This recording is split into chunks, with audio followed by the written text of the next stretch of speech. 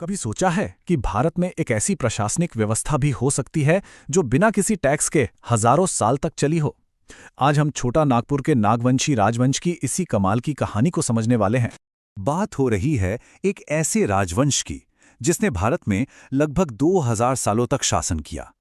सोचिए, यह इतिहास के सबसे लंबे शासनकालों में से एक है, जो अपने आप में एक बहुत बड़ी बात है। और कमाल की बात तो यह है कि यह विशाल राज्य सदियों तक टैक्स फ्री था। तो सवाल उठता है कि भाई ये सिस्टम चला कैसे, और फिर ऐसा क्या हुआ कि इसका अंत हो गया। चलिए इसी की तह तक चलते हैं।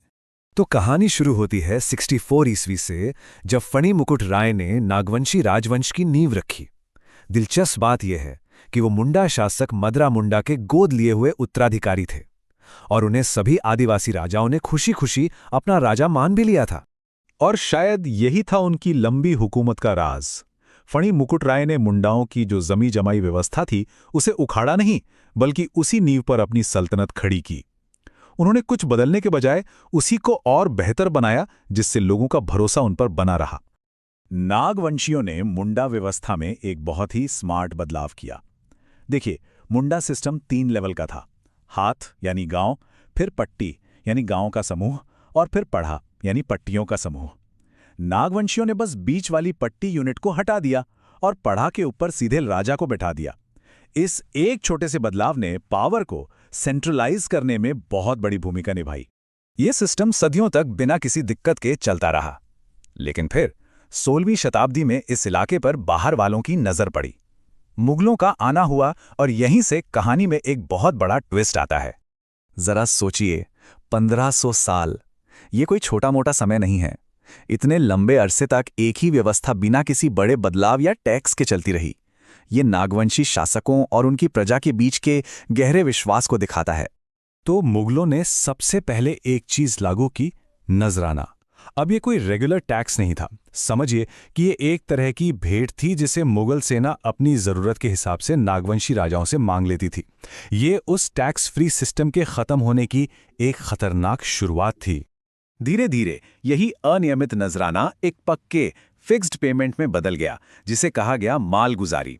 अब नागवंशी राजाओं के लिए यह बहुत बड़ी मुसीबत थी, क्योंकि उनके पास तो अपनी प्रजा से टैक्स वसूलने का कोई सिस्टम ही नहीं था। वो ये पैसा लाते कहां से? और इस पूरे दबाव और टकराव को अगर समझना है तो हमें एक शख्स की कहानी सुननी होगी, महाराजा दुर्जन साल। उनकी कहानी इस टकराव का एक जीता जागता उदाहरण है। हुआ ये कि 1616 में जब दुर्जन साल मालगुजारी नहीं दे पाए, तो मुगल बादशाह जहांगीर ने उन्हें पकड़कर ग्वालियर के किले में डाल दिया, पूरे 12 साल के लिए। उनकी रिहाई भी बड़े नाटकीय ढंग से हुई। वो हीरों के बहुत बड़े पारखी थे, और उन्होंने जहांगीर के लिए एक असली हीरे की पहचान की। बादशाह खुश तो हुए, पर रिहाई एक शर्त पर हुई, 6000 रुपये का सालाना कर देना होगा। और यहीं से सब कुछ बदल गया। उस कर को चुकाने के लिए दुर्जन साल और उनके बाद के राजाओं को वो करना पड़ा जो उन्होंने सदियों से नहीं किया था, यानी अपनी ही प्रजा से कर वसूलना।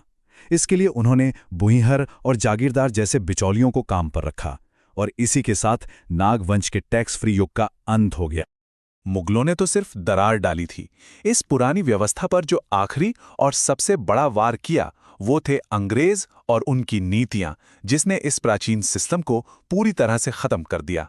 ये टाइमलाइन देखिए, पूरी कहानी साफ हो जाती है। 64 ईस्वी में राजवंश शुरू हुआ। 1585 में मुगलों के आने तक सब ठीक था। फिर 1765 में अंग्रेजों को टैक्स वसूलने का हक मिला, और आखिर में 1793 के परमानेंट सेटलमेंट एक्ट ने इस व्यवस्था पर आखिरी कील ठोक दी। और ये सबसे बड़ा खेल था। कागज पर तो लग रहा था कि टैक्स सिस्टम को रेगुलर किया जा रहा है, लेकिन असल में इस कानून ने नागवंशी राजाओं को उनकी ही जमीन पर शासक से घटाकर सिर्फ टैक्स इकट्ठा करने वाला एजेंट बना दिया, जिन्हें जमींदार कहा जाने लगा। फर्क देखिए कितना बड़ा था। एक तरफ थे नागवंशी राजा, जिनकी ताकत उनकी परंपरा और प्रजा की सहमति से आती थी। दूसरी तरफ थे ये जमींदार, जिनकी सारी ताकत ब्रिटिश कानून से मिलती थी। उनका एक ही काम था, टैक्स वसूलना। इसने उनकी पारंपरिक भूमिका को पूरी तरह से मिटा दिया। इतना सब होने के बाद भी इस राजवंश की विरासत और उसके इतने लंबे समय तक टिके रहने की कहानी वाकई हैरान करने वाली है। तो सवाल उठता है कि ये इतने लंबे समय तक टिके कैसे रहे? इसका एक जवाब छिपा है इनकी राजधानियों में। ये कोई एक जगह टिककर नहीं बैठे। बाहरी खतरों और बदलती परिस्थितियों के हिसाब से वो अपनी राजधानियां सुतियांबे से लेकर रातूगढ़ तक बदलते रहे।